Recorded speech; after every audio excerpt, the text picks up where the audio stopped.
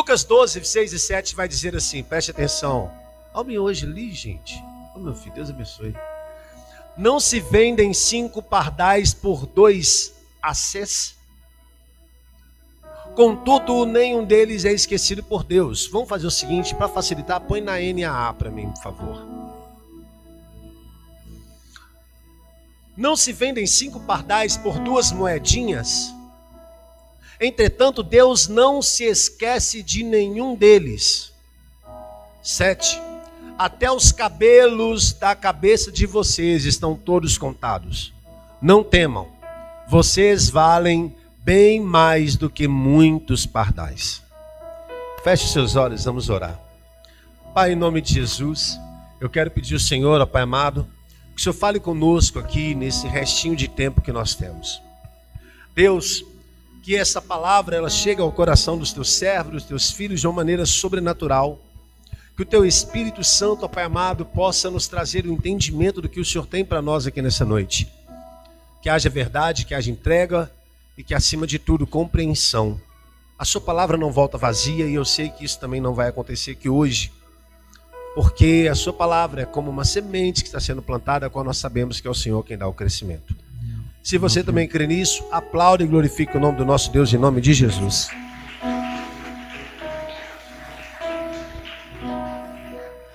Obrigado, meu irmão. Preste atenção. Eu queria trazer muito mais detalhes, mas não vai ser possível. Vamos reparar alguns pontos apenas. Quem está falando isso aqui é Jesus. Jesus está falando isso com os seus discípulos. Mas tem alguns pontos que eu quero que você entenda comigo. Põe para mim no versículo 1, por favor, Fabrício. O versículo 1 vai dizendo assim, repare, visto que milhares de pessoas se aglomeraram a ponto de se atropelarem umas às outras, Jesus começou a dizer, antes de tudo aos seus discípulos, cuidado com o fermento dos fariseus, que é a hipocrisia. Esse versículo ele tem alguns detalhes para nós aqui. Nele nós conseguimos tirar algumas informações. Informações essas que vão nos fazer entender um pouco mais sobre como que as coisas de fato funcionam até nos nossos dias de hoje. Repare, o versículo começa dizendo o seguinte, visto que milhares de pessoas se aglomeraram, visto que uma grande multidão se formou, o que não era na realidade um papo para muitos, o que não era na realidade um ambiente que talvez tinha muita gente, começou a juntar um tanto de pessoas. Um tanto de gente começou a vir, um tanto de pessoas começou a chegar. Descobriram que Jesus estava ali. Descobriram que Jesus estava falando. Descobriram que Jesus estava ensinando. Descobriram que Jesus estava curando, que Jesus estava operando milagres e todos foram para lá. Repare que a Bíblia está dizendo que se formou uma grande multidão. A Bíblia não está dizendo que tinha já uma grande multidão, ela está dizendo que aos poucos as pessoas foram chegando e aquilo virou uma grande multidão. Se você não sabe, no capítulo anterior, Lucas 11, Jesus estava falando com os fariseus.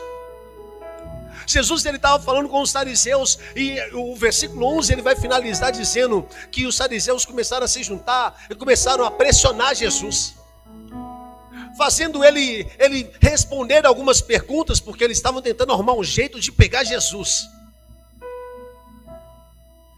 Eles estavam fazendo perguntas que podia gerar uma resposta, que podia arrumar um jeito, que através dessa resposta nós poderíamos prender Jesus. Só que nesse contexto, enquanto estava ali, a multidão começou a se juntar. Só que eu te pergunto uma coisa, a multidão se juntou, será que a Bíblia diz que alguém do meio da multidão defendeu Jesus? Será que a Bíblia vai dizer que entre aquela multidão toda, alguém que estava ali, ela de fato, alguém se manifestou para falar, ei, não, pare de pressionar ele, pare de fazer essas perguntas, vocês estão sendo maldosos. Apareceu alguém, irmãos? Quem acha que apareceu, levanta a mão. Não apareceu ninguém. Sabe por que não apareceu ninguém?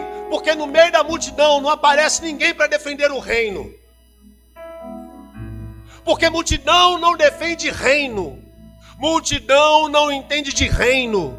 Multidão não vive reino. Multidão não defende Cristo. Multidão não vive Cristo. Ao contrário, multidão chega para assistir Cristo ser atacado. Multidão não se disponibiliza para dizer: eis-me aqui. Multidão não se posiciona. Multidão, ela simplesmente quer ver o tumulto, quer ver o barraco, ou a multidão está simplesmente interessada por aquilo que Cristo pode fazer. E eu te pergunto nessa noite: você está aqui por quê? Não, nós estamos aqui por quê? Porque nós somos aqueles que defendem o reino, que levam o reino? Ou nós somos aqueles que gostam de ver alguém atacando o reino? Que é isso, pastor? Você está falando? Eu estou falando sim, por quê? Porque tem pessoas que dizem estar no reino, mas vivem batendo no reino. Quando é que você bate no reino? De leve, irmão, de levinho, levinho, sem a pessoa perceber. Dá uma olhada para quem está do seu lado. De leve. Deixa ela perceber não. Fechou? Sabe quando é que você não leva o reino? Quando você fala mal dessa pessoa. Que senta do seu lado, está com você, ou senta atrás de você, ou na frente de você, ou no mesmo lugar que você, e você, ó, desce a língua. Desculpa, você não fala do reino. Você não vive o reino, você é a multidão. Você é a multidão, sabe o quê? Faz uma coisa. Olha para cá, olha aqui para cá. Deixa eu perceber que você está olhando, não. Quando você fala mal de mim como pastor,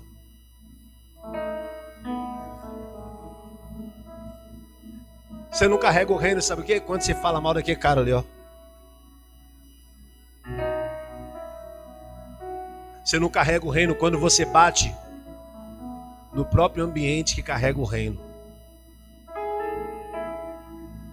Desculpa, talvez você está aglomerando, dizendo carregar o reino, mas você só quer gerar tumulto, ou ouvir tumultos do reino. Porque tem crente que não gera tumulto, mas gosta de uma fofoca do tumulto. Ai, mas eu tenho um negócio para te contar. Você tá doido? Conta agora.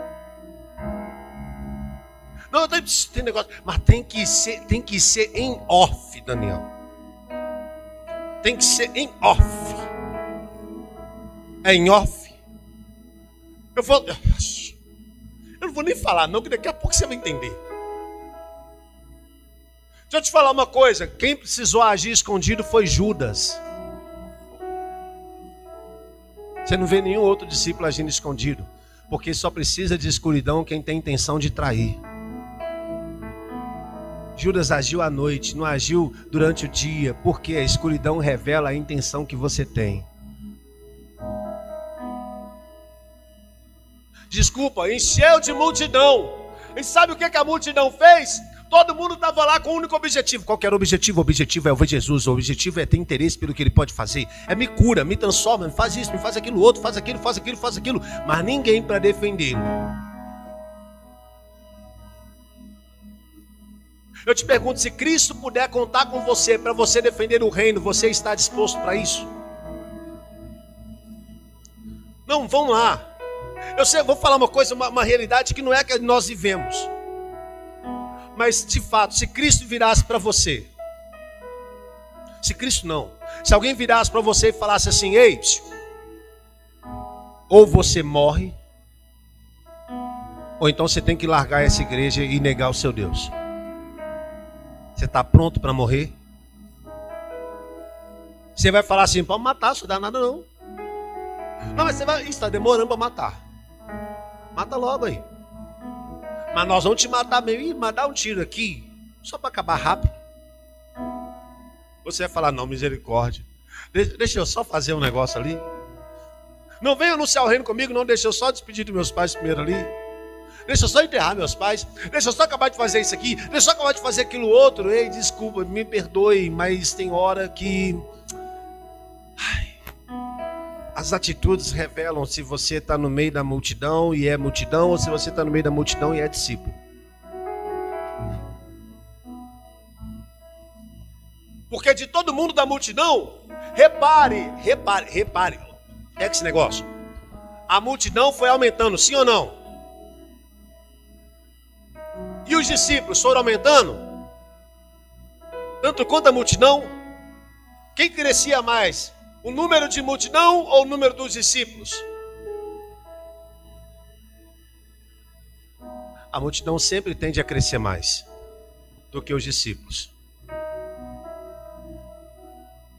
Sempre tende a crescer mais. Porque poucos são os trabalhadores de fato. Eu te pergunto, quem é você? Quem sou eu? Quem somos nós? Sabe qual é o problema da multidão, Mari? O problema da multidão, para você entender, o problema da multidão é o seguinte, que quando ela se ajunta, quando eles vão aglomerando, acontece uma coisa, morte, destruição, um inventando coisa do outro, um pisando no outro. Olha lá, a palavra está dizendo, ó. A multidão se aglomerou, a ponto que era tanto que eles começaram a fazer o quê? Começaram a se atropelarem umas às outras, passar por cima um do outro. O que importa é o meu interesse, o que importa é o que eu quero, o que importa é o meu objetivo, importa que eu cresça, importa que eu faça. Não quero que você faça, eu quero fazer porque eu quero levar o nome, eu quero ser isso porque eu quero ter essa notoriedade, eu quero ter sucesso, eu quero que o pastor me veja, eu quero que o meu líder me nota, eu quero isso. Deixa de ser bobo, isso é papel de multidão. Multidão que vive pisando em cima do outro, para quê? Para ganhar uma posição que ela nunca vai ter direito. Entenda uma coisa, multidão ela pensa que ela vai de fato conquistar a posição pela imposição dela.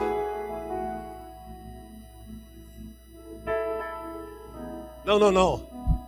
Deus não está à procura de quem tem um cargo. Deus está à procura de quem anda com encargo sobre o reino. A multidão mata, a multidão atropela, a multidão não está nem aí porque importa o meu interesse. Quantas pessoas você já conheceu? Quantas pessoas você já viu? Ou talvez você já vivenciou isso, de pessoas que te magoaram simplesmente por uma posição. Você liderou algum ministério, liderou algum departamento, você fez alguma coisa e alguém fez o quê? Foi lá e tentou pisar em cima de você só para tentar alcançar aquele lugar que você tinha. Me desculpa, quantas vezes você já começou a desenvolver um trabalho na igreja, e as pessoas com ciúme, por inveja, começou a fazer o quê? Tirar você daquela posição, porque eles querem ganhar a sua posição. Porque acham que posição é mais importante, acham que cargo é mais importante que encargo. Quantas pessoas já tiveram medo de você crescer na igreja, não é verdade? E se você crescer na igreja? Eu te pergunto, e se você crescesse mais no ministério que você está atuando? Me perdoe, tem gente que não quer crescer na igreja, por quê? Crescer que eu falo é desenvolver ministérios, por quê? Porque ele fala, não, eu não quero ficar brigando com esses negócios, não.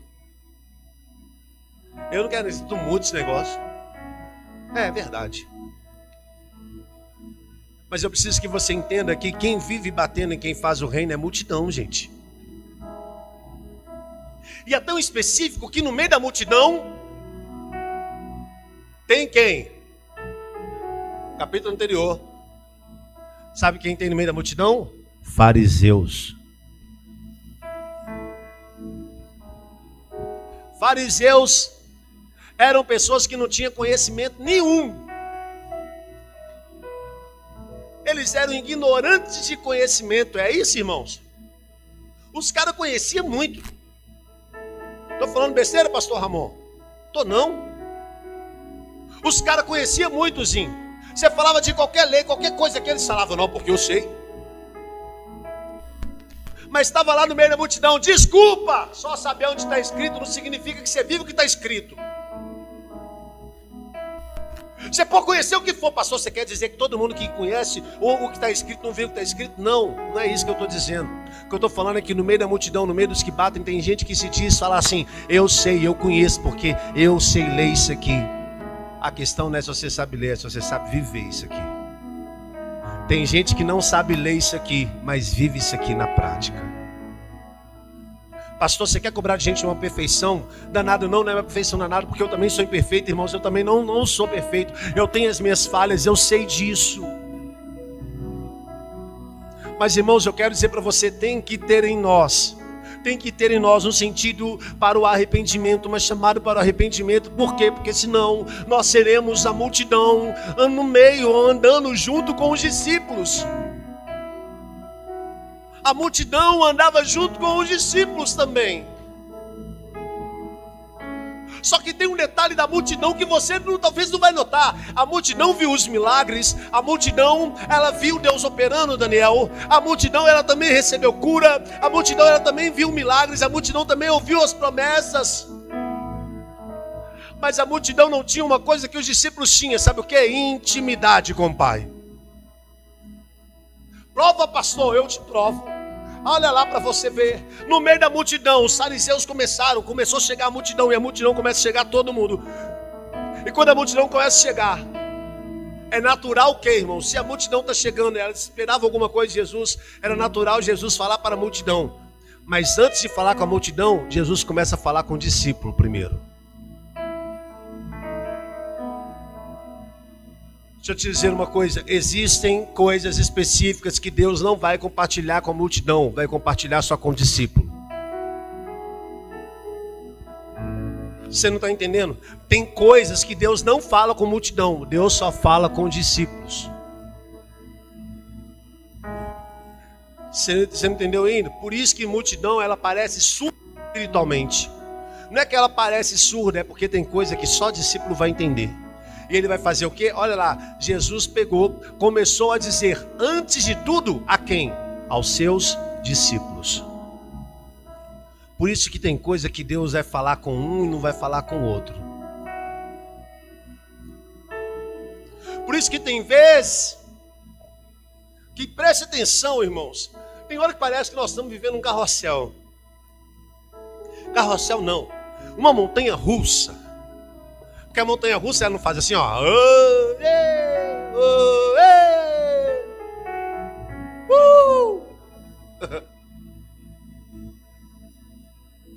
E tem dia que nós estamos assim como? Ei, discípulo, multidão. Ei, discípulo hoje, amanhã multidão. Multidão. Discípulo, multidão. Tem dia que nós acordamos, tô crentão hoje. Hoje o diabo não vem. Vem diabo pra você ver. Fica parecendo pessoa que tirou a carteira agora, fica doido para ser parado na blitz. Quem teve essa síndrome, irmão? Misericórdia. Tirou a carteira, agora eu quero ver eles me parar. Aí você viu uma blitz, o seu olho até brilhava. Você, é hoje que eles vão me parar. Você andava mais devagar, você fazia coisas suspeitas assim para ele chamar sua atenção. Você, opa, Vivi! E quando eles nem ligavam para você, que isso, cara?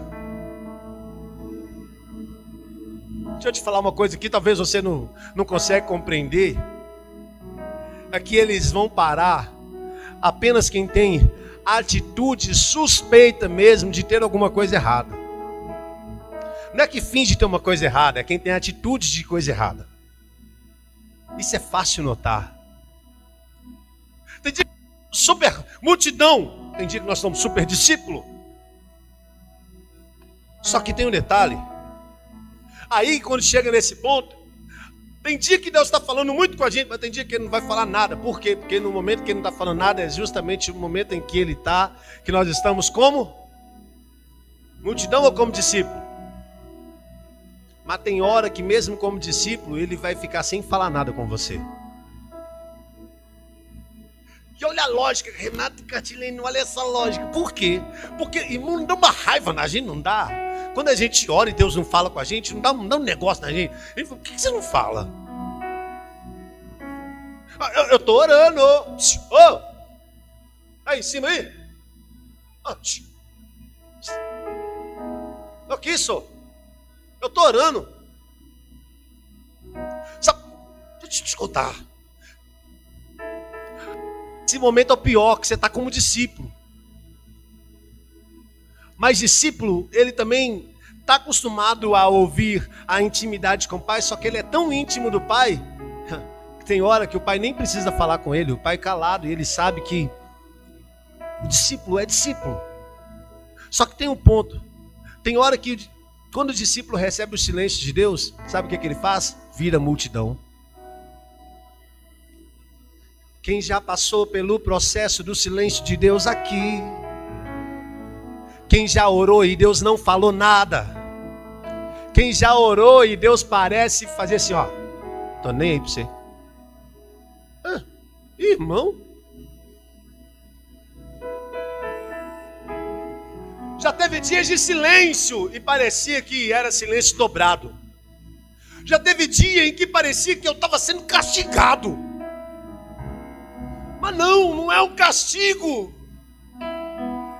É porque Deus trabalha no tempo dele. O que você precisa entender é que chegou o dia, chegou o momento dele falar com a multidão. Chegou, Daniel, chegou a hora dele falar com a multidão. Mas antes de falar com a multidão não, com os discípulos. Só que antes de falar com os discípulos, ele estava falando com os fariseus primeiro. Enquanto estava falando com o fariseu, não estava falando com o discípulo.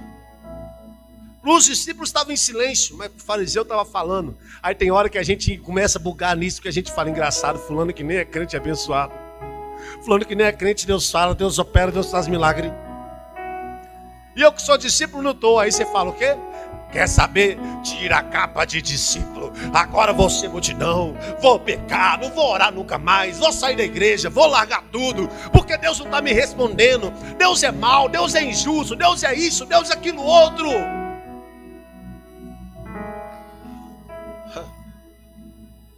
No momento que era para nós nos mantermos como discípulos, viramos multidão de novo. No momento que era para nós manter firme. Peraí, eu sou discípulo. Eu sei que o Pai não vai me abandonar. Eu sei que o Pai vai estar do meu lado o tempo todo. Ele pode não falar comigo, mas eu sei que Ele está aqui. Ele pode não me responder na hora que eu falo, mas eu sei que Ele me ama. Ele pode não atender o meu pedido na hora que eu quero, do jeito que eu quero, mas eu sei que o meu Pai é meu Pai. Que o meu Deus é o meu Deus. E que Ele pode não responder minha oração, mas a promessa já foi feita, a promessa já foi falada. Ele vai dizer, clame a mim e responder-te-ei. No tempo dele, no jeito dele. Talvez vai chegar o tempo que Ele vai tirar um tempo para mim. Sabe o que eu quero dizer para você? Vai chegar. Eu vou falar de um jeito bem popular para você entender. Vai chegar um tempo de Deus tirar um tempo para falar com você. Não é que Ele vai tirar um tempo, parece que Ele está te excluindo. Não está te excluindo, mas durante o processo do silêncio, entenda uma coisa, continua sendo multidão. Porque se você se rebela no momento do silêncio, se você se rebela no momento da ausência do Pai, desculpa, você deixa de ser discípulo e passa a ser multidão. Continua sendo multidão para você ver. Não, você tem que continuar sendo discípulo, cara.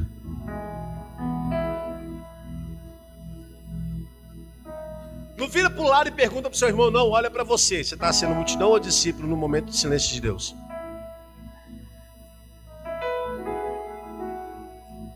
Pastor, mas está doendo. Já tem um tempo que eu estou sofrendo. Tem um tempo que Ele não me escuta, não me responde, não me compreende. Eu sei, cara, mas aguenta. Suporta, por quê? Nós não somos a multidão que é atraído pelo que Ele faz. Porque discípulo, ele permanece, é por quem ele é.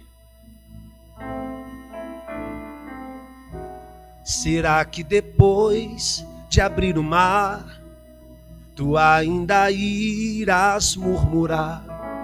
Te livrei das mãos de Faraó. Eu sou teu Deus e sou fiel. Nunca vi um justo mendigar um pão, nem sua descendência perecer. Hoje seguro em tuas mãos, pra te fazer vencer. Mas você tem que continuar sendo discípulo. Quando ele chama os discípulos, a Bíblia vai dizer que ele vai lá e dá um conselho aos discípulos. Cuidado. Cuidado com o quê? Jesus, cuidado com o quê? Cuidado com o fermento dos fariseus. Que é o quê? Não, lê para mim, é o quê, irmãos? Hipocrisia. Caio, ainda está transmitindo? Tá? Então não posso descer mais. Esse negócio de transmitir está terrível. Me desculpe, irmãos. Só um adendo aqui, porque essa transmissão, pelo que eu acho, está tirando o áudio da mesa. Então o áudio agora está bonito lá da pregação. Não posso nem sair, desculpa. Vamos lá. Alguém define para mim o que é hipocrisia.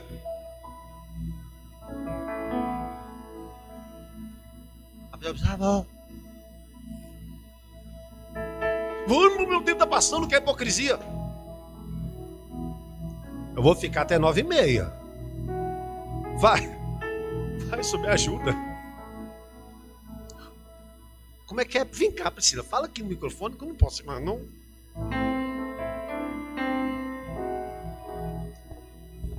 Alguém que fala que é algo, mas que não é.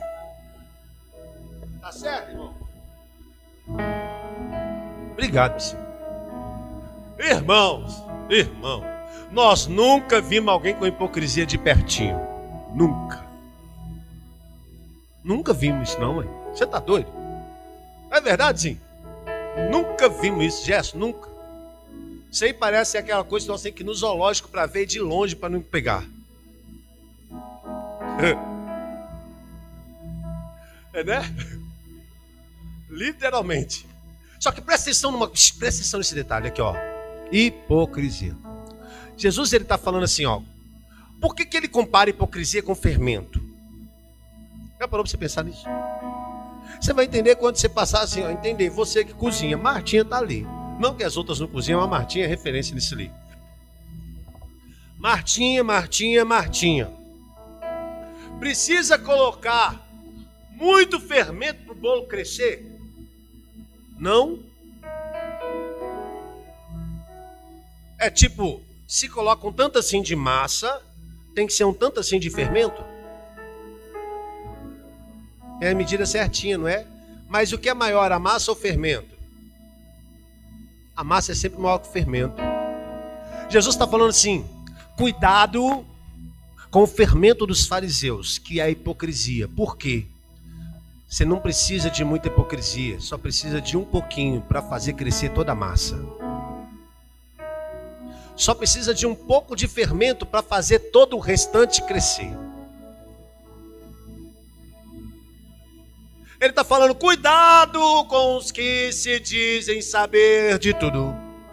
Cuidado com os que dizem estar no reino. Cuidado com os que estão aqui perto, mas não são discípulos. Por quê? Eles não precisam falar muito. O pouco que ele fala já é o suficiente para afetar seu coração. E Jesus, ele começa a trazer uma série de conselhos para eles, que eu vou acelerar por causa do tempo. Vai, passo 2. Não há nada encoberto que não venha a ser revelado, nem oculto que não venha a ser conhecido. Lembra que eu falei para você, cuidado com os fariseus, cuidado com os hipócritas, porque eles agem escondido. Aí tem que falar escondido, tem que falar no particular. Vou te contar uma coisa, não há nada encoberto que fique escondido para sempre. Vai chegar o dia que o papai vai revelar tudo. Vai chegar o dia que o papai vai falar assim, você achou que eu não estava te vendo, né? Sabe o que eu entendo com isso, meu? Hoje eu entendo com isso que não sou eu que preciso preocupar com os hipócritas, não sou eu que preciso preocupar com o fariseu, não é você que precisa preocupar com eles. Na realidade, a nossa função é só não andar, porque quem vai cuidar é o papai. Conhece algum? Vaza. Foge. Não anda, cara. Vai chegar o dia que Deus vai revelar. Só que tome um cuidado. Porque senão você vai pegar as características de fariseu e vai falar, parece fariseu. Mas às vezes não é fariseu. Quem tem que revelar isso? É só o Pai. Sou eu quem determino quem é fariseu e não é? Não. Significa que isso não é responsabilidade nossa, julgar quem é ou quem não é fariseu. Mas se Deus já falou para você, é fariseu, vaza, vaza, vaza. Não caia na onda de definir. Parece fariseu. Olha, tem características. Não faça isso não, porque senão o fariseu está sendo você. Segura sua onda. Próximo conselho, vai rapidinho. 3, ele vai dizer, porque tudo o que vocês disserem às escuras, escondidinho, será ouvido em plena luz. E o que disseram ao pé do ouvido, no interior da casa, será proclamado dos telhados. Ou seja, tudo que você está fazendo escondidinho, tudo que você está assim, um dia Deus vai revelar tudo. Não importa se você está indo para um lugar escuro, não importa se você está indo para dentro de uma casa, se você está falando dentro de casa, se você está falando no trabalho, se você está falando na escola, não importa. Um dia o papai vai revelar tudo. E quando eu falo desse dia, nem sempre eu estou falando da grande volta de Cristo, porque às vezes Deus traz à tona bem antes. E quando Deus traz à tona alguma coisa de quem fez escondido, também é definido quem é multidão e discípulo. Por quê? Porque quando todo mundo fica sabendo alguma coisa que aconteceu lá no escondido, a sua reação define quem você é, multidão e discípulo. O discípulo vai se preocupar em levantar, a multidão vai preocupar em fofocar. Você viu? Gerson? Não, você é discípulo. Nós somos discípulos. Sabe o detalhe que ele vai dizer também? Passa para mim, filho.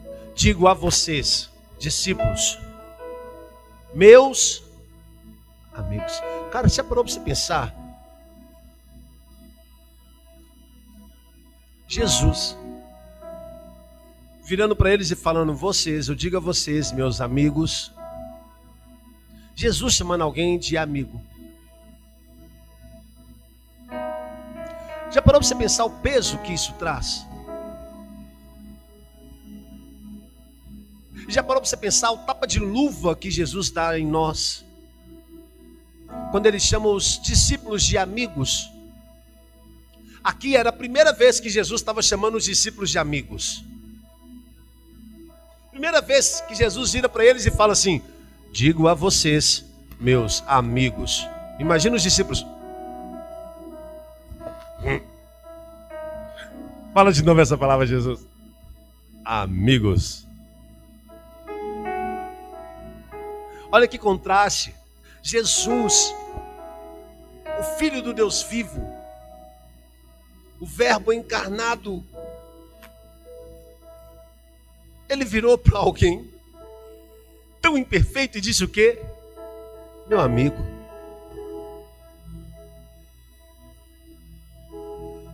Jesus, ele poderia falar assim, não, eu sou o cara, eu sei tudo, que é isso, rapaz, vocês estão aqui só para me servir. Não, vocês estão para estar no mesmo nível que eu estou. Mesmo patamar que nós temos.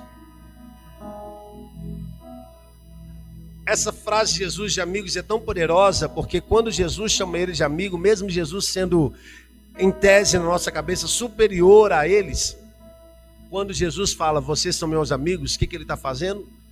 Ele está falando, eu sei que vocês não conseguem chegar aqui, mas eu consigo chegar até aqui. E nós vamos andar juntos. Não é que eu vou me fazer de menos entendido, não é. Mas o que eu sei não me torna diferente de vocês. Nós vamos comer junto, conversar junto, rir junto, fazer tudo junto. E ele fala assim, meus amigos, não se preocupem com quem pode matar o corpo. E depois disso nada mais pode fazer. Mas façam uma coisa, pode passar.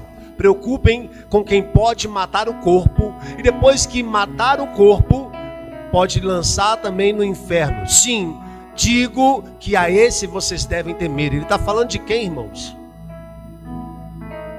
Ele está falando do diabo? Ele está falando, não tenha medo dos homens, mas tenha medo do diabo, é isso? Não tenha medo dos homens, mas tenha medo sei lá, de uma autoridade do mundo. Não, ele está falando, não temam aos homens, que pode fazer qualquer coisa com vocês. mas temam a Deus, que pode fazer a mesma coisa que o homem faz e ainda mais. Sabe o que ele está nos ensinando aqui? Tem hora que a gente preocupa tanto com o que os homens estão fazendo, estão falando, estão inventando. Cara, esquece. Relaxa. Vou te contar uma coisa.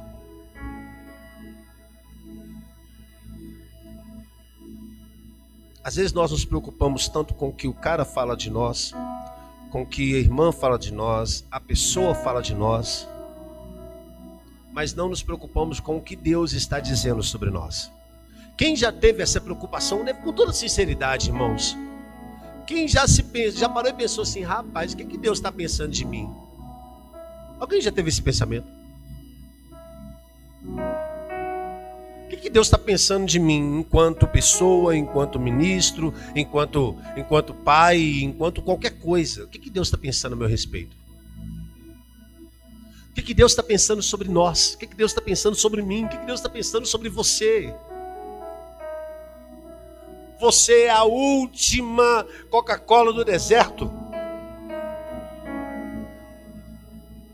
Você talvez que não sabe muita coisa. Isso aqui não é sobre o tanto que você conhece, o tanto que você sabe fazer, ou se você não sabe fazer alguma coisa, mas sim sobre quem você é, o que Deus está pensando sobre nós. Ele está falando, não, para de preocupar com o homem, preocupa comigo, preocupa com o que eu tenho a dizer sobre você. Por quê? Porque o homem pode falar o que quiser, me desculpa, o homem pode falar o que for, eu não estou nem aí para o que o homem está falando, eu não vou preocupar com isso. Sabe aquela canção, não tenho tempo para perder com ressentimento, por quê? Porque eu sei que ele me ama e é isso que importa. Não falando mal de você, está falando pouco ainda, porque você é pior do que estão falando. Eles estão falando só daquilo que estão vendo, e aquilo que eles não veem, eles não sabem, tem coisas que eles nem sabem.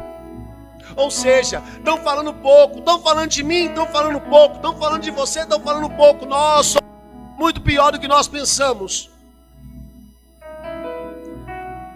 Mas a grande questão é que mesmo sendo assim, falho, fraco, pecador, Deus nos ama. Não desse jeito, irmãos, com essa cara aqui, com essa cara aí, Deus nos ama.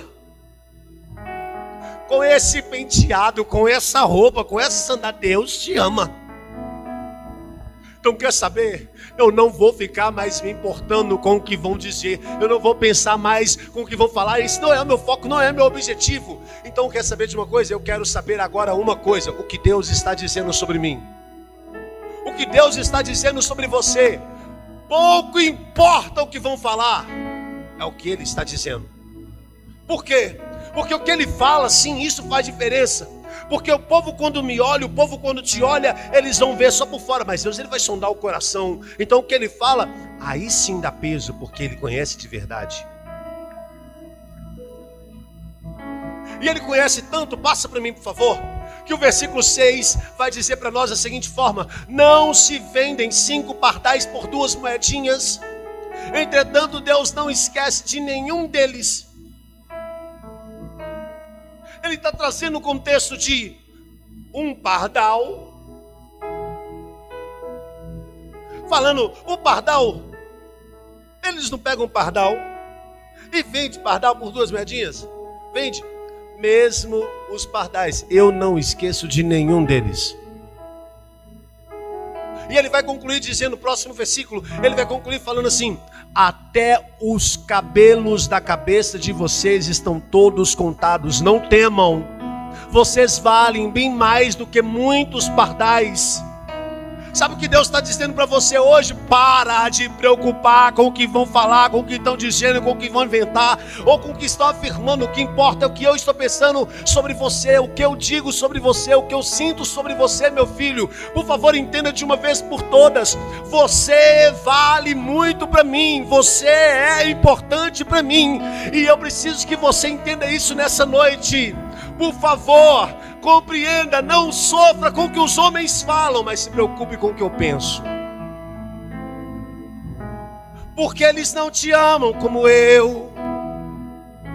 Eles não te enxergam como eu, filho.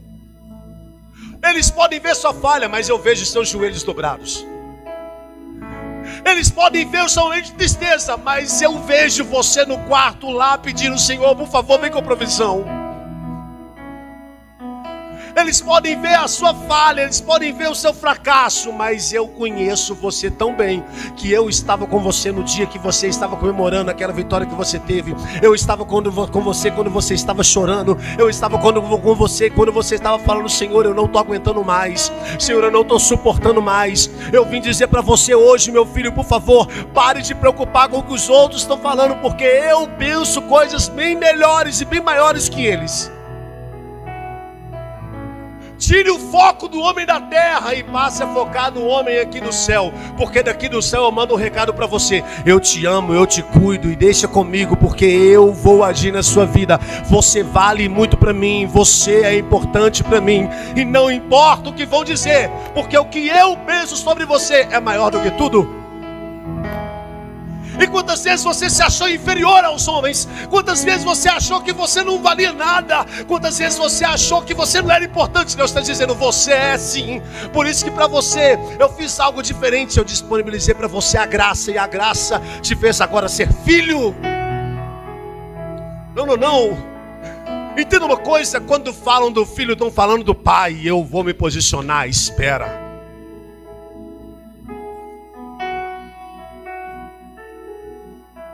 Espera. Sabe o que eu lembro? Eu lembro de uma canção antiguinha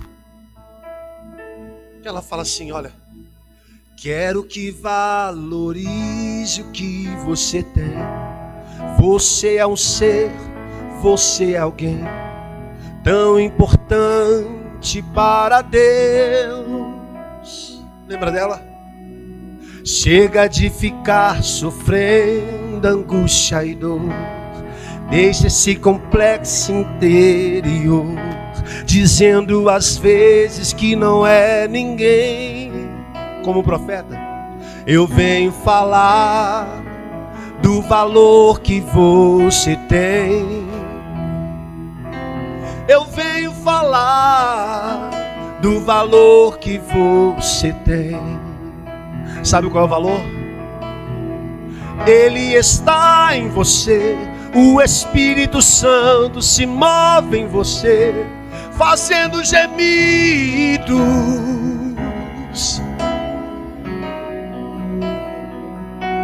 inexprimíveis. Daí você pode então perceber que para Ele há algo importante em você. Ei, por isso levante e cante, exalte ao Senhor.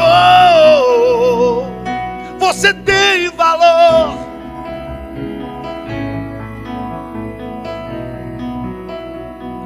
Você tem valor. O Espírito Santo se move em você. O valor que você tem, nenhum homem consegue ver, nenhum homem natural consegue ver. Por quê? Porque está dentro de você. O valor que você tem não foi o homem que te deu. O valor que você tem não foi o homem que disse. Não foi pelo que você fez, mas foi pelo que Ele já fez lá na cruz. Você tem valor sim para Deus. Pastor, você hoje está trazendo uma mensagem não tão teocêntrica. É verdade. Porque tem hora que você precisa acordar, cara. Hora que você precisa sacudir, olhar para você e descobrir como Deus te vê. Sabe como Deus te vê? Deus te vê como um homem falho, um homem fraco, um homem que está aí tentando lutar, tentando fazer as coisas. Deus está vendo tudo isso. Deus te vê assim, mas Ele vê o tanto que você luta para ficar de pé ainda. Levanta a mão para mim. Quem pode dizer: a vida está ótima, está tranquila, não tem luta, não tem batalha, estou perfeito, estou tranquilão com Deus? Cadê você? Não tem ninguém assim. Significa que o quê? Tem dia que o dia acorda estranho. Tem dia que a gente não quer ver ninguém. Tem momentos que nós só queremos fugir, ir embora, sair vazado, largar tudo. Eu sei, porque eu também passo por isso. Mas toda vez que nós estivermos assim, por favor, lembra de Jesus. Senhor, eu quero te pedir uma coisa, Pai. Se possível, afasta de mim esse cálice, mas em tudo seja feita a sua vontade. Eu quero desistir, eu quero. Eu quero parar, eu quero. Eu penso em largar tudo, eu penso. Mas tem uma coisa, eu te amo. E é por isso que eu vou continuar aqui, ó. Mesmo sem força, mesmo fraco, mesmo cansado. Eu vou dar mais um passo. Isso é Deus com você. Isso é Deus lembrando você de que de fato, até para aquilo que parecia ter pouco valor, tem muito valor. E para finalizar, coloque sobre os seus pés, para a gente ir para o final.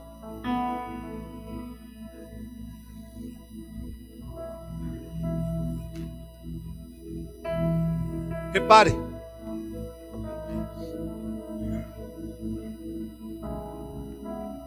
Ele está dizendo, você vale mais do que muitos pardais.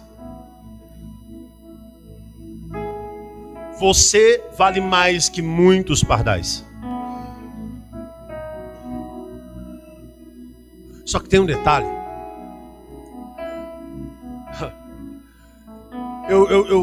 Eu chamo isso de palavra mais que perfeita.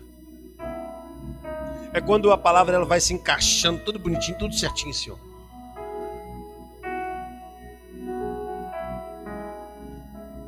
Sabe como é que finaliza essa parte? Jesus lembrando uma coisa: você tem valor. Só que tem um detalhe, filho. Preste atenção. Tem um detalhe. Olha o versículo 8. Vai dizer assim: digo mais a vocês: todo aquele que me confessar diante dos outros, também o Filho do Homem o confessará diante dos anjos de Deus. Próximo versículo vai dizer: mas o que me negar diante das pessoas, será negado diante dos anjos de Deus.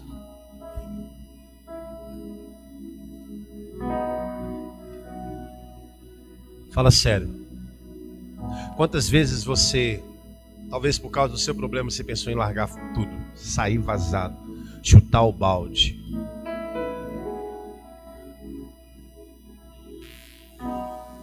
Quantas vezes você ouviu um convite como esse e não aceitou? Por dois motivos. Talvez você se acha indigno. Você acredita que tem gente que pensa isso? Se acha indigno de ter Cristo. Fala, eu sou pecador, eu tenho que largar tudo primeiro para depois vir para Cristo. Não. Tira isso. Primeiro você tem que vir do jeito que você está. E o restante, o próprio Espírito Santo vai na sua vida, vai trabalhando na sua vida. O versículo 8, ele vai dizer: todo aquele que me confessar diante dos homens, eu também vou confessá-lo diante dos anjos. E quem me negar, eu também vou negar diante dos anjos. Significa que haverá um dia em que Deus vai de fato fazer o quê? Eu te amei, eu te dei todas as oportunidades. Você teve a possibilidade de me confessar diante dos homens, de dizer que me aceitava na sua vida. Você teve a possibilidade, a oportunidade de poder falar e levantar a sua mão e dizer: Senhor, eu te aceito como meu único e suficiente Salvador. Deus, ele não está pedindo para você virar um crente do dia para a noite. Deus está pedindo: dê o primeiro passo. É só o primeiro passo, porque o resto ele vai fazer. Chegará o dia que Deus ele vai falar isso, ele vai falar: você teve a oportunidade, você não aproveitou, você não me confessou diante de todos, então agora também eu não vou te confessar diante dos anjos. Por quê, pastor? Você acabou de falar que Deus me ama. Sim, Deus te ama. Deus ele é o amor, mas o amor de Deus não anula a justiça de Deus.